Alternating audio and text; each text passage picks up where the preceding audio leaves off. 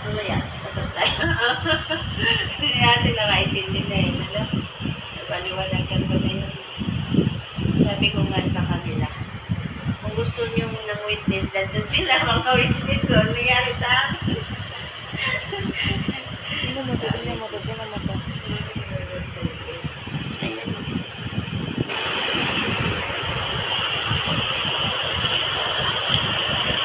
Ano nga, naawa mo sa aking kaibigan. Sabi niya, bakit? Ba't ko yung kaibigan? Sabay ko ako talaga. Ito rin, malakas din ang pit nito eh. Kaya naman, nalig din ako sa kanya kasi bumanga ko. Hindi na ako kapagsalita. Utal-utal na. Utal-utal na. Sabi ko, hindi ko na kaya, mamatay na ako. Sabi niya, nataranta na. Sabi niya, parang ano yun, nabagay. Sabi ko, baka kami magdala ito sa hospital. Hindi ako mabuhay sa hospital, baka yun yung kamatay ko. Kala ko sasabihin ko sa hospital yan. Nataranta na rin siya, ate. May dati mo tayo nangyari. Sabi ko, din. Alam mo talagang, kumbaga na lang nadasal sa akin utak eh. Kasi yung, ano, nung boses ko, di ko na eh. Kaya sabi ko, dasalan mo ako, dasalan mo ako. Ilang ama namin yata na pag-isip mo. At taranta na. Alam mo, nagdadasal. Tatlong luwalhati, tatlong ama namin, tatlong Hail Mary, tapos tatlong sumasakta na tayo. Ano sabi ko, nagdadasal ko yun. Kaya ano ko eh. Nagtiwala din kasi ako kaya kasi malakas ang faith niya eh. Kasi na-disgrasya din wala talaga ako. Na-disgrasya din kasi sa motor, kumaling din siya. Sabi ko, pag mataas ang faith ng tao, magkakagamot to, makagamot. Eh, hindi ko kami kasi. Sabi ko, hindi ko na talaga kaya, mamatay na talaga. Taranta din.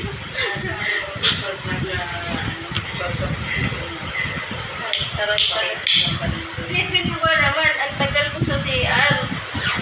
So, iba naman, pururot na nga dito pururot ko sa bibig.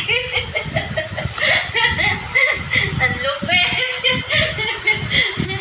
Sabi ko, titigil na sana ako, te. Paano titigil? Yung point ko, hindi pa tumigil. Sabi niyang suka ko, di ba din tumigil? Ano ba na?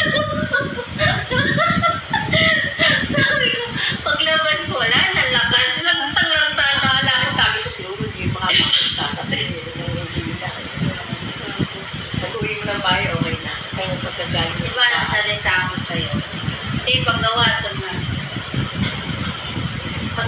Paggawa ito ng tao, sigurado sa dasal katapat nito. Pero pag hindi tagawa ng tao, tapitas ang kailangan nito. Gawa ng tao, gumaling sa dasal. Kaya sabi ko, may gumawa.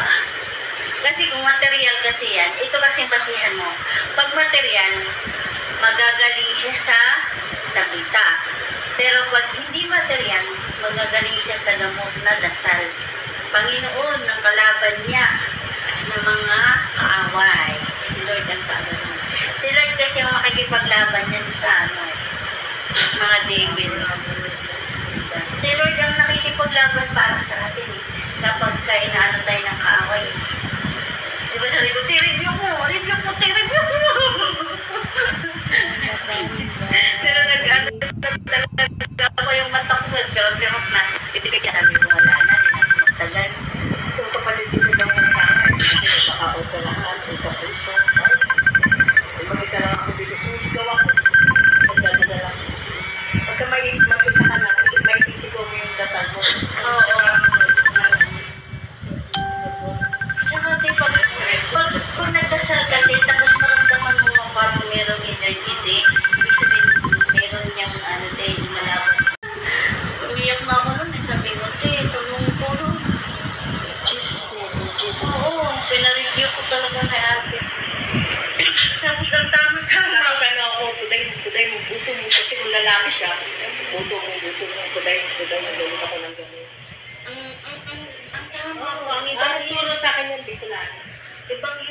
Ganun na Pagka namin yan, puday-puday lang. pag babae, ang inala mo ba? Puday mo. Pag lalaki. natin, buto mo. Dito na nagturo sa akin. Ganun. Alam mo, may pag-ilyo kanina, parang tumama. Sabi, ang gawa ng kaaway, hindi mo mamalayan. Ang kilos nila kasi para silang magnanakaw. Ganun ang ibang video kanina. Hindi mo malamalayan kung kumilos ang kaaway sa'yo. Kasi sila talaga mapagpanggap, mapagbalat kayo. Mukha silang anggi, kumbaga mukha silang santa sa harapan mo. Oo. Sabi ko, wala, ang ibang video tumama sa akin. Sana naramdaman ko kagabi. Sabi ko, wala talagang inaon sa akin dito na pagsimbahin ako. Yung dala mo, malamig yung tubig mo, kayo kape mo. Tapos na ako yun. Ulitin mo pa lang. Grabe talaga, experience ko na dito. Anong tawag na? Spiritual battle. Ako, magagawat ka pala, Nakakagaling ka naman na. Spiritual battle ang tawag dito. Nakikipag, ka sa satanas. Kalaban mo sa tanas eh. Dalawag ang ito, cellphone ko. Mas lalo kasing, pag once na nasubukan ka ng mga ganyan, mas lalong tumataas yung pananalig mo sa Diyos eh.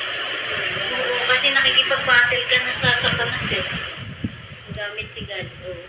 Ikaw yung ginamit ni God para makipaglaban sa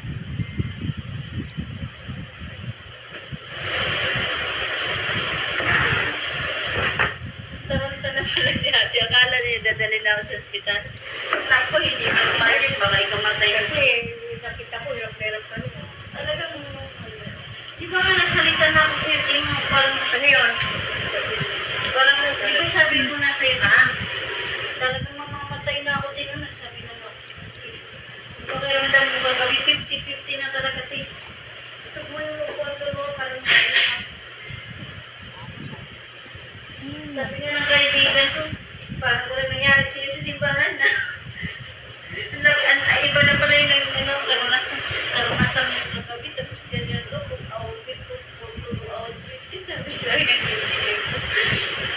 sabi nila, wala kami kaalam-alam sa nangyari sa'yo. Hello guys!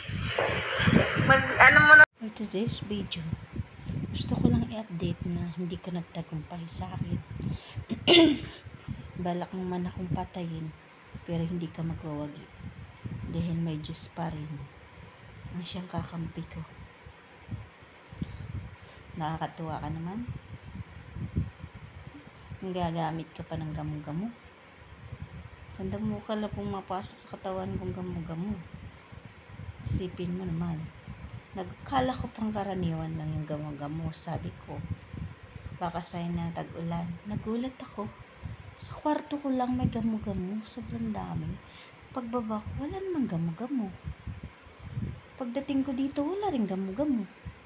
Ano yun? Magic? Magtagumpay ka mas sa gusto mong kitilin ang buhay ko. Ito ang bukod tanging saksi itong video na to. Hindi ako mananahimik hanggat patuloy mo akong tinitira. Huwag kang ganun. Huwag kang ganun. Malapit nang babalik ang Panginoon. Baguhin mo na style mo. Huwag mong daanin sa magandang ngiti mo at maamong mukha ang mga balak mo sa likod ng lahat ng ito.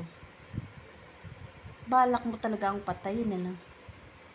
Balak mo talaga ang patayin. Pero kahit mapatay mo man ako, may witness ako. Nag-update ako ng video.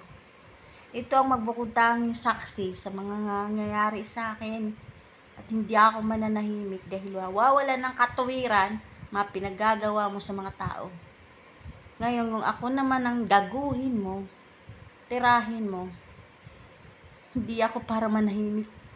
Mawala man ako sa mundo, at least meron akong ebidensya. Diba? Gusto mo pa akong patayin. Galing mo. Huwag kang magbalat kayo. Ang galing mo. Nahihirapan pa akong huminga. Gusto mo pa akong madidbul, Ang galing mo. Sobra. Nagtagumpay ka man sa iba na walang katuwiran ang nangyayari sa kanila. Sa akin, wala mang batas na pwedeng humabol. Pero sa akin, di ako mananahimik.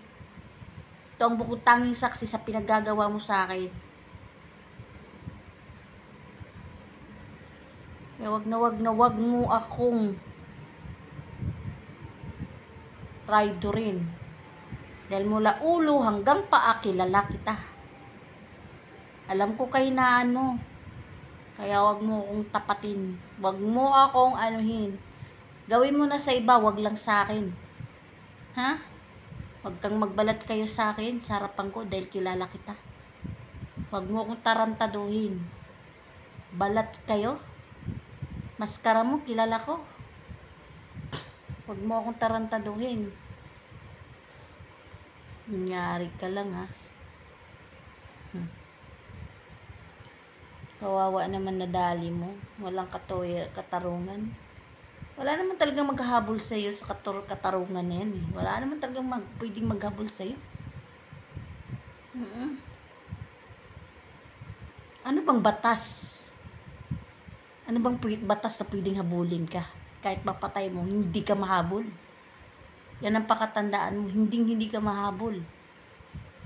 Wala namang batas na naniwala sa ganyan, eh. Ano bang batas na naniwala sa ganyan? Di ba wala? Kaya kawawa naman. Kawawa ang mga taong nadali mo. Ngayon ako pa, dalihin mo. Hindi ako manahimik. Hindi ako manahimik. Ito lang bukod tanging saksi. Alaala, sakaling magwagi ka man sa gagawin mo sa akin, gagawa ko ng video para ito ang magmumukha. Ito ang magiging silbing alaala. Siguro naman may konsensya ka pa, no? Grabe ginagawa mo sa akin. Sobra.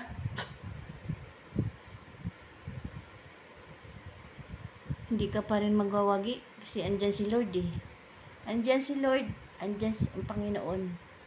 Kakampi ko si Lord, kakampi ko ang Diyos, kakampi namin ang Diyos. Kaya never kang magwagi sa dapat mong gawin. Huwag ka naman magbalat kayo sa Panginoon. Huwag ka naman magpanggap. Nahiya ka naman sa Diyos.